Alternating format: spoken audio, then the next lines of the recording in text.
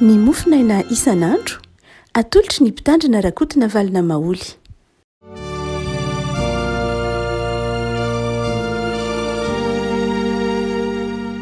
Falmiraba tsika afaka malalatra ary telaka misy 10 ny volana jona ity. Ny mofinaina valahatro antsika anio dia ny boky Deutéronomie toko 20. Deutéronomie toko 20 dia ny voalohany ka hatramin'ny 19. Anaran'i Jesosy. Raha mivoaka nafika ny fahavalonao ianao ka mahita sauvage sy kalesy ary olona maro noho ianao, dia aza matahotra azy fa Jehovah Andriamanitra kosa izay mitondra anao miakatra avy tany amin'ny tany Egipta momba anao. Ary rehefa nafika ianareo dia anatona ny mpisorona ka hiteny amin'ny olona hoe menory Israely io, fa efa nafika ny fahavalonareo ianareo anio, ko aza ketraka ny fonareo, ary aza matahotra na mikorapaka foana na mangorohorono ny tahotra azy fa Jehovah Andriamanitra reo ny miara-mandeha aminareo hiato anareo amin'ny fahavalonareo mba hamonjy anareo. Dia hiteny amin'ny olona ireo mpifehy ka hanao hoe iza ny olona izay efa nanao trano vaovao nefa mbola tsy nitokanany? Aoka andeha hiverina ny tranon'izy fa andro maty any amin'ny ady ka olon-kafana hitokana ny tranony. Ary iza ny olona izay efa nanao tany-baloboka nefa tsy mbola nihinana ny vokatra? Aoka andeha hiverina ny tranon'izy fa andro maty any amin'ny ady ka olon-kafana hihinana ny vokatra. Ary iza ny olona izay efa nifofo vady nefa tsy mbola napakatra azy? Aoka andeha hiverina ny tranon'izy fa andro maty any amin'ny ady ka olon-kafana napakatra ny vadiny. Ary raha mbola miteny amin'ny olona ihany mifehy azy ka nanao hoe iza ny olona izay matahotra ka hosafo? Aoka andeha hiverina ny tranon'izy fa andraho ketraka tahaka ny fononkonfonondrahalahany. Ary rehefa vita ny mpifehy vahoaka ny teny ataony amin'ny olona dia hasiany mpifehy ny miaramila hitarika azy. Ray masino manana masinana ny fahamarinana ny teninao ny fahamarinana. Amen. Ny momba ny fiatrehany zanak'Israely ny fahavalony ny fanafiany zany rehefa hiditra tanàna izy rehefa fa avy any Egipta zanak'Israely dia andeha hiakatra ho an'ny Kanana dia manity misy ady atrehina tahaka ny ady natao tamina Malekita, ny Jebozita, ny Hitita sy ny sisa rehetra dia eto amin'ity boky Deutéronomie zany dia omeny boky Deutéronomie ny toetsaina hoety miady lay votoatany antsoina hoe toe-po toe-panahy hoety miatrika ny ady. Dia miseho amin'ny zavatra anankiroa zany toetsaina ety miady zany. Ny miaramila nareo ataontsika hoe mpitandro ny filaminana dia mianatra manokana momba ny raharaha ny fandaminana ny fandriampahalemana. Raha ohatra moa ka miaramila dia manao ny sekoly ady mihitsy, sekoly mbony momba ny ady. Saika manana zany ny firenena matanjaka rehetra dia manana ny sekoly momba ny ady izay anarana momba ny teknika ny ady, tsy fitaovam-piadiana momba ny ady ihany fa ny teknika ny momba ny ady, ny fanofanana mihitsy ny fitondrana ny andeha tafika andeha hiady, tsy amin'ny lafiny hoe fitaovana ihany fa ny toetsaina fiazonana ny toetsain'ny miaramila izay hoentina afaka hiatrika ny fahavalo. Ary dia eto zany dia karazana sekoly tahaka zany no aseho amin'ny boky Deutéronomie fanomanana ny miaramila hiady. Ary tsy fanomanana miaramila ihany fa fanomanana vahoaka mihitsy koa hiatrika ny ady. Dia hotsika teo hoe misy toetsaina roa zany apetraka ty andininy voalohany ka hatramin'ny faha-9 ity. Fa tsara ny hamakitsika azy ty toko 20 ty manontolo mihitsy satria mifamatotra be mihitsy mba tsy eritreretintsika hoe firenena linady akory ny zanak'Israely na Andriamanitra linady ka faly ampiady. Raha mamaky ny andininy ray manontolo tsika ny toko ray manontolo dia hita fa tsy dia ilay ady loatra akory ny zava-dehibe. Dia l'andininy voalohany ka hatramin'ny andininy fahadimy izay eo am-pilatanantsika afaka amin'ilay mofinaina. Dia andininy fahaefatra dia miresaka momba ny hoe iza moa zany manahoana lay ady atrehiny io lay tsy maintsy atrehina zany. satria mamakivaky ny lalana ao aleny zanak'Israely de misy fahavalo eny an-dalana na misy firenena mibahana azy anakana azy tsy andeha na misy fahavalo za manakana azy tsy atratra ny tanjona tiany atongavana araka ny didin'Andriamanitra dia ny toetsaina nampidirin'ny sotra masina voalohany ao anatin'ny bokyny Deutéronomie voalohany zany zanak'Israely de zao manao hoe ny ady de tsy anasy fa an'Andriamanitra. Lay ady zany dia tsy ady zay adin'olombelona loatra tsy adiny zanak'Israely io fa adin'Andriamanitra. Ary rehefa miady ny zanak'Israely dia tsy miady fe miady fa miady miaraka amin'Andriamanitra. Ny andininy faefatra de miteny manao hoe Jehovah Andriamanitra reo de miaraka aminareo ary momba anareo. Raha ohatra ka hoy ny bokyny andininy voalohany sy faharoa raha mahita ny fahavalonareo ianareo mahita ny soavaly mahita ny fitaovana maro isan-karazany zay mampiavaka azy de aza matahotra na miorohoro anareo. Zany hoe lay toetsaina zany hoety miady de apetraky ny soatra masina amin'ny alalan'ny zao tahaka zao fa tsy miankina amin'ny fahatsaran'ny fitaovana loatra akory, tsy miankina amin'ny zavatra ivelany loatra akory ny mpino rehefa miatrika ady fa miankina amin'ny fiarahany amin'Andriamanitra. Zava-dehibe ny atsapahantsika rehefa komalala rehefa miatrika zavatsarotra isika miatrika zava-manahirana tsika ny ametrahantsika fanontaniana hoe adiko ve ty sa adin'Andriamanitra. Fa rehefa azonao antoka fa ady izay havelan'Andriamanitra atrehanao, ady izay aniken'Andriamanitra hiaraka aminao, ady izay ampanantenain'Andriamanitra nao fandresena de mazava ho azy miariary ny voninahitr'Andriamanitra. Amin'ilay ady atrehiny io zany de mazava tsara fa ny tena tiany tompo ao an-tsaintsika rehefa komalala rehefa miatrika zavatsarotra miatrika zava-manahirana miatrika ady asa mety fahavalo ve io mety ho lafin-javatra zay mety misedra mibahana ny nofotsika napetrakintsika tamin'Andriamanitra ve io mety mibahana ny vinatsika ve io de izao ny toetsaina tian'Andriamanitra ao antsika de izao ny ady iarahana amin'Andriamanitra de ady efa nazahoana fandresena, ady efa azahoana fandresena ary ady tsy niteraka abibinana famonoana loatra tsy zay ny zava-dehibe fa keo ny andininy fahafolo fotsiny ao de fa hitanao fa raha-raha-mpihavanana no atrehina raha vao misy ady aloha de hoy ny andininy fahafolo manao hoe rehefa tonga ao alohanao fahavalonao de zao mametra aloha fanontaniana hoe fihavanana ve sa ahoana fa tsy avetrany de ny fandripahanana ny famonoana hitantsika fa lay votoatin'ilay ady mihitsy de tsy natao andripaka n'Andriamanitra tsy lindraha akory de ny mpanompoandriamanitra koa tsy linady tsy mpiady aman'olona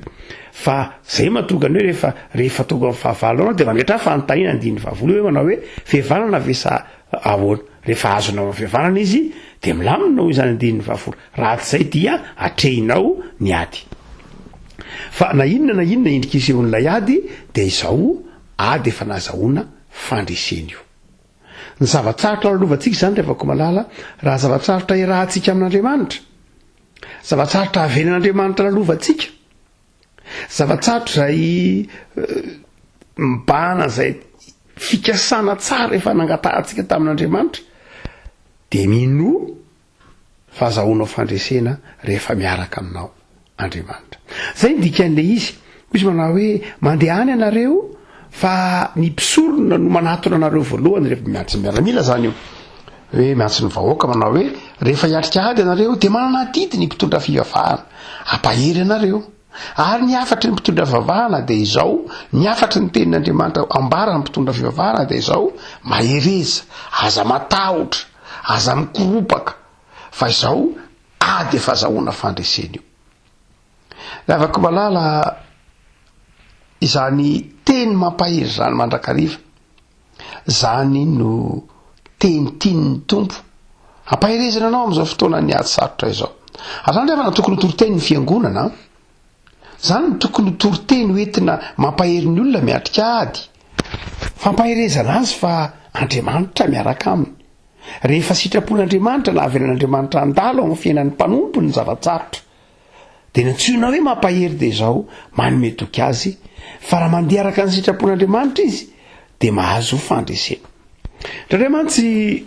tsy dia izay loatra ndraindray azany ny olona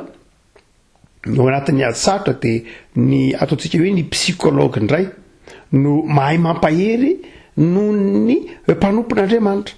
Fa raha ny mpanompon'Andriamanitra tsy mampahery ny olona hitodika amin'ny fandresena izay nomeny Jesosy Kristy amin'ny azy fijaliana, tsy mampatsiary ny olona ny fitiavany Kristy ka tonga azy hifilitra bebe kokoa amin'Andriamanitra, fa mety ohatrandray moral, mety ho fitanisana ny fahotan'ny olona ny atao be dia be, mety ho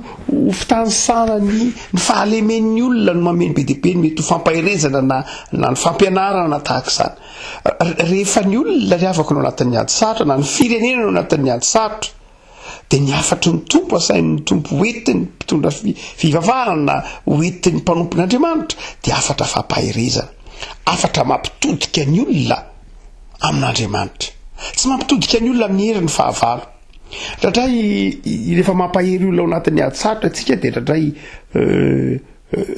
lasa ilay fahavalo indray no resahana. Ame ohatra, mamangy olona any amin'ny hôpitaly ianao, mamangy olona atao hoe mamangy olona any amin'ny hôpitaly ianao, dia le olona marary,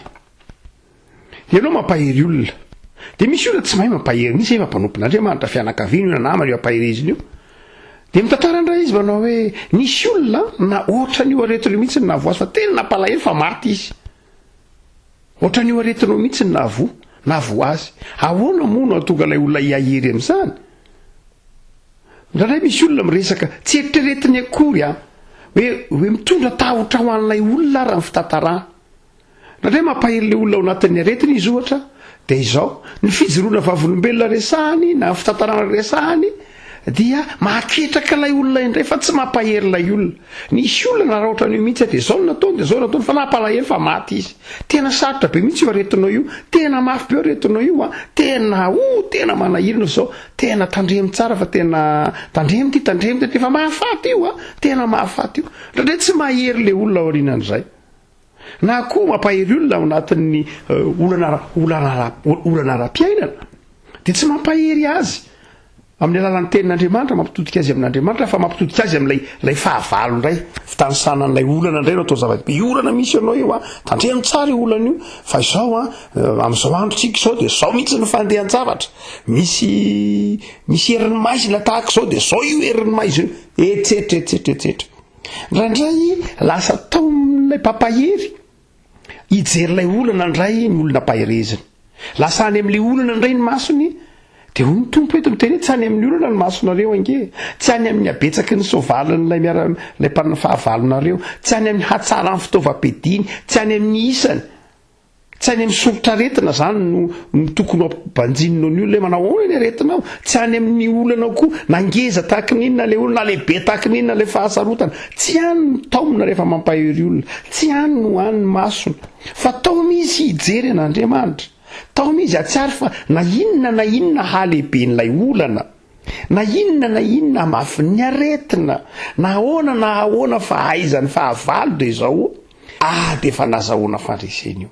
aretina efa nazahoana fanasitranana io, olana efa azahoana vahaolana io, zava-manahirana efa natrehan'i Jesosy io, ny azo fijalian'i Kristy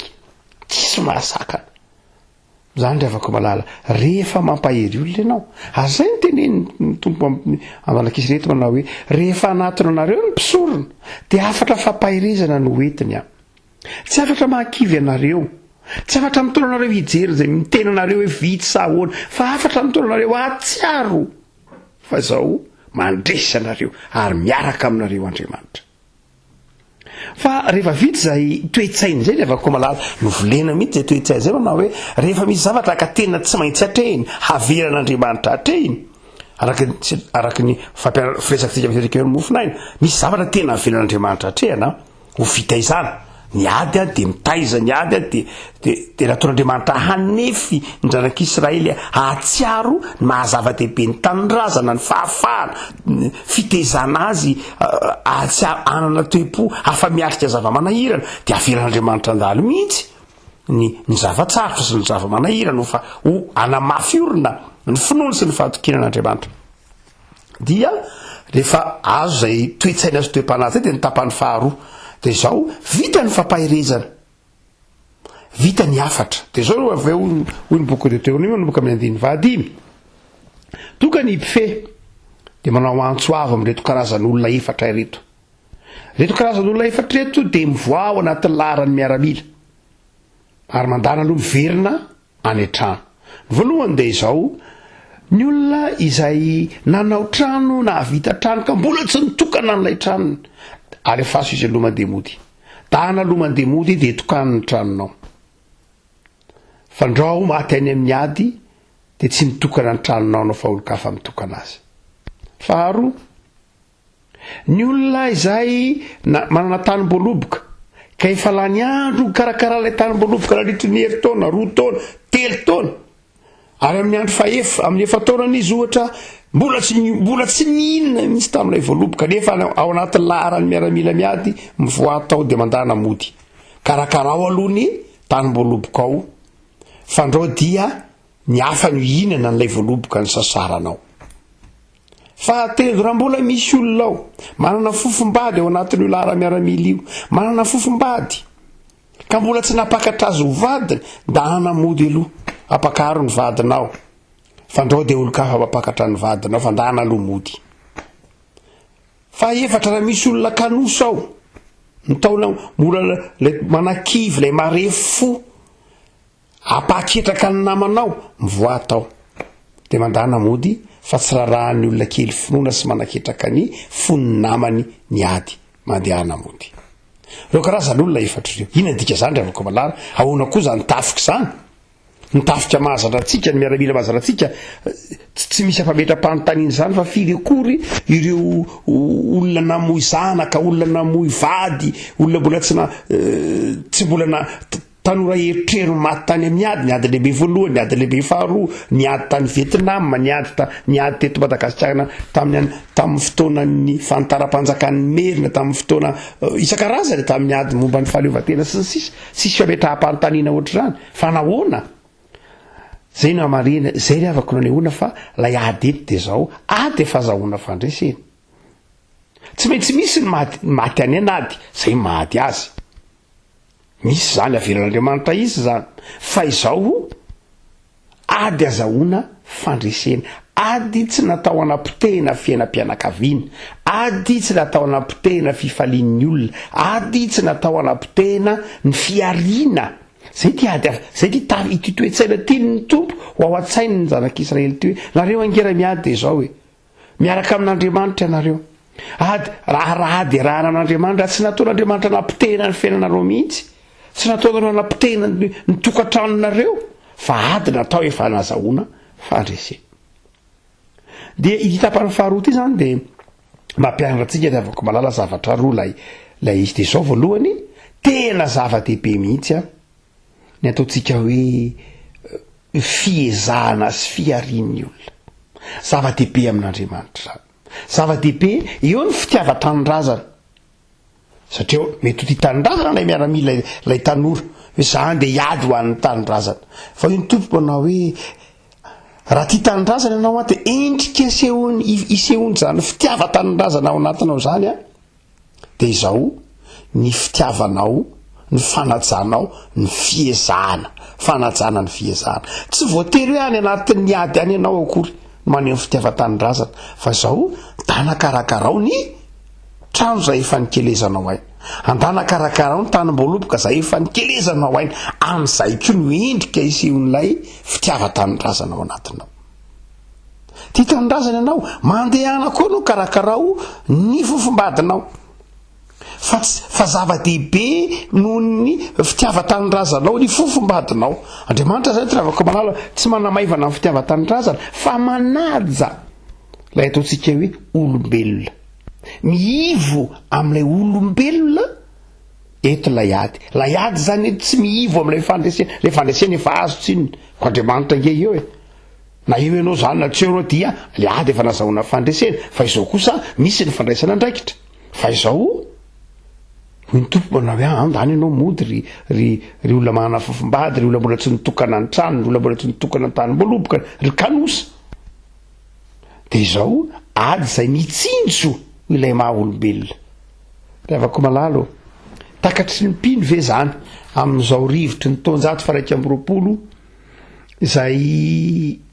manamaivana ny maha olona izao, tsy miraharaha fiainam-pianakaviany zao, tsy miraharaha ny fananany tsirairay zao, tsy miraharaha tsy manisy asiny ny fiezahany tsirairay zao. Hotsika manao hoe ny taonjato ankehitriny dia ny zavatra antsikehitriny dia zao tsy manisy asina intsony. Zany ohatsika hoe fiainam-pianakaviany zany miady atrehina amin'ny fiainankehitriny dia mampanadino mihitsy ny fiainam-piankonana, ny fitadiavana no mipahana, mampanadino ny fiainam-piankonana. Raha amiteny hoe trano dia izao aza mietreritra hoe le trano honenana ihany io, fa ny dika teny hoe trano amin'ny testamenta taloha dia izao taranaka no heviny, mitovy dika teny hoe bête dia taranaka na trano. Zany hoe ny trano na ny taranaka dia milaza ny trano zany dia milaza ataontsika hoe mahizy azy identité, milaza le mahizy azy lay olona. Ao anatin'ny tranony no hitarafanao ny mahizy azy ny olona, ao anatin'ny trano no hitarafanao ny mahizy azy ny olona ka hifandovan'ny taranaka io. Afaka malala manahoana amin'izao taonjato faraika amby roapolo zao ny toe-panahin'izao tontolo zao. Toe-panahin'izao tontolo zao dia zao tsy miraharaha zany fiainam-pianakaviana, fiainam-piombonana, arairaira ny ezaka zay kelezan'ny tsirairay aina dia tsisy vidiny mihitsy. Ohatsika manao hoe tena zava-dehibe ny ampianaran'ny bokin'ny Deutéronomie ny mpino eto atsiary hoe ny zavatsarotra zay atrehina dia efa nazahoana fandresena, ary ny toe-tsaina mety miatrika zany zavatsarotra zany dia izao aza-potehina ao anatin'izany zavatsarotra zany ny fianakavianao. Raha ohatra ka miatrika olana ianao dia izao aza-potehina ao anatin'ny olana ny tokantranonao, aza vela-potehiny olana ny tokantranonao, aza vela-potehiny olana koa aza ny fiarinao fa sarobidy amin'Andriamanitra zany, aza velanao potehiny olana ny taranaka ao na ny mahaenao anao ny identité anao, aza velanao potehiny zany ady zany ny mahaenao anao. Fa betaka riavako malala ny olona amin'izao andro rehefa miatrika zavatsara dia izao ny tokantrano ny ravana, rehefa miatrika zavatsaratra izy dia izao ny identité na le mahizy azy no itsahiny tsiraray iny. Adraraiza dia ny fananany zay no ariny tsy ny aviny rehefa anatin'ny zavatsarotra izy. Riavako malalo rehefa hiatrika zavatsarotra ianao dia izao Andriamanitra atao eny aloha, zay efa azonao, zay efa hoy nareo amin'ny teny frantsay hoe acquis, zay efa azonao nomen'Andriamanitra anao dia izao tsy avelan'Andriamanitra ho potehina ao anatin'izany zavatsarotra zany. Efa nomen'Andriamanitra anao ny tokantrano, nomen'Andriamanitra anao ny tany maloboka, nomen'Andriamanitra anao ny tany ifalio aloha zany, fa tsy ady ny zavatsarotra avelan'Andriamanitra lalovanao, tsy amin'ny tena sy andravanana zany velively mihitsy. Tsy sitrapon'Andriamanitra zany riavako. Ny zavatsarotra dia izao avelan'Andriamanitra andalo, izy no miatrika an'io, fa tsy hoe zavatsarotra natao anapotehina ny fiainan'ny olona manontolo mihitsy, tsy zany ny ady arahana amin'Andriamanitra. Tsy zany ny zavatsarotra avelan'Andriamanitra lalovana, fa ny zavatsarotra avelan'Andriamanitra lalovanao, zavatsarotra hamafiorina ny finoanao, hamafiorina ny fitiavanao, hamafiorina ny fahatokinao amin'Andriamanitra, fa tsy hapotika akory ny fiainanao mahaenao anao na ny fiadanam-ponao. Ilay Jesosy Kristy Tompo izay efa nandresy ny fahafatesana velona ny teny manao hoe ny fiadanako no avelako anareo, ny fiadanako no omeko anareo, dia efa niatrika ny zavatsarotra teo amin'ny toeranao ary efa nanomenao fiadanana dia matoky azy ary zay efa nomeny ianao dia izao matoky, fa tsy tadiaviny ho atao sorona akory, ho potehina ny fananana, ho potehina ny mahizy ny tena, ho potehina, tsy zany ny tadiavin'ny tompo riavako malala, fa izany tiany ny tompo harovana azy zany. azay matonga azy ny teny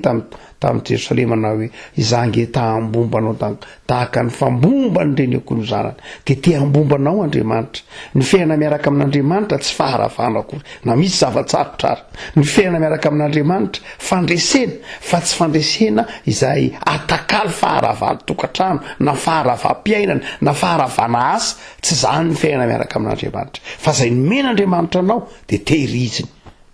Da ho azy ratsy izy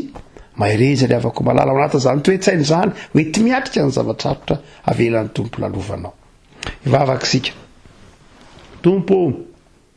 raha ray tokoa ny fiainan'ny mpanomponao ny fiainanay dia misy ady atrehina miseho amin'ny endrika maro samihafa zany ady zany dia manazava anay ny teninao tompo fa miara-miady aminay ianao ary raha avelanao mandalo zany ady zany dia ady tsy mahatonga faharavana eo amin'ny fiainanay akory, ady tsy hitakinao faharavam-pananana, ady tsy hitakinao faharava-tokantrano, ady tsy hitakinao fahamoizana izay efa nomenao, fa ady zay efa zahoana fandresena, ady zay ianao no mialohanay, ady zay mahafiorina ny fononay sy ny fahatokinay ianao tompo. Dia mampahireza ho anay izay ao anatin'ny ady sarotra ahatsiarovanay fa momba anay ianao. Nanafatra anay ianao manao aza matahotra na amin'ny vadi-po fa miaraka aminay ianao dia amin'izao volana jona izao tompo. Misaotra anao manokony amin'ireo mpianatra izay efa mamara-parina amin'ny baccalauréat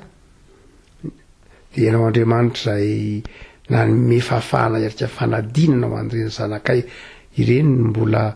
amin'ny azy fahafaham-panadinana amin'izany ady natrehany zany. Ao ireo mbola any an-tsekoly ny manaraka ny fandaharam-pianarana malagasy, ny tanoranay dia ampahirezy tompo amin'izao ady sarotra izao. Vavaka izay ho an'ireo tatsaha izay mikarakara ny fambolena sy ny fiompiana amin'izao fotoana sarotra izao, mampahirezy azy ireny. Sa mafona masaraka azy ireny ianao tompo,